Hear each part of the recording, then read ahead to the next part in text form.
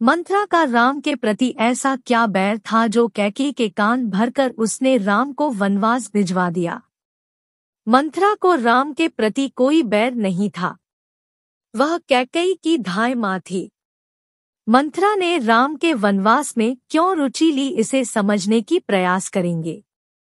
एक मंथरा एक अल्पज्ञानी औरत थी, साथ ही उसकी बुद्धि कुटिल भी थी। उसको राजनीति और राजकाज के उच्च विचार नहीं पता थे।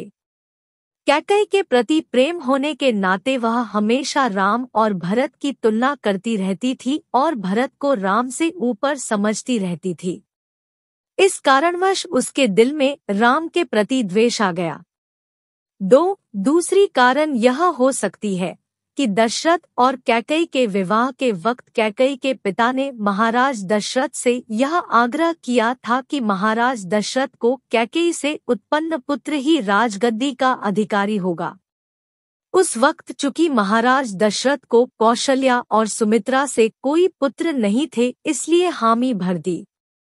पर बाद में राज दरबार में ऐसा माहौल बना कि तीनों रानियां अपने चारों पुत्रों में से किसी से भेदभाव की ही नहीं, और इस कारणवश राम सबसे बड़े थे और साथ ही सबसे गुणवान थे, इसलिए उन्हें ही राजा बनना चाहिए था। पर मंथरा को यह बात खटक रही थी, क्योंकि उसके अपने महाराज ने भरत के राजा होने की मांग की थी। साथ ही वह कैकेयी के साथ अयोध्या आई थी, तो वह समझती थी कि कैकेयी को उसका अपना पूरा अधिकार दिलवाना भी उसी का कर्तव्य है। इसलिए मैं यह नहीं कहूँगा कि मंथरा को राम के प्रति कोई खास बैर था, लेकिन वह अल्पज्ञानी थी जिसे भारत और राम जैसे भाइयों के त्याग और उच्च विचार की समझ ही नहीं थी। आखिरकार उसने अपनी कुटिल चाल चली और परिणाम हमारे सामने है।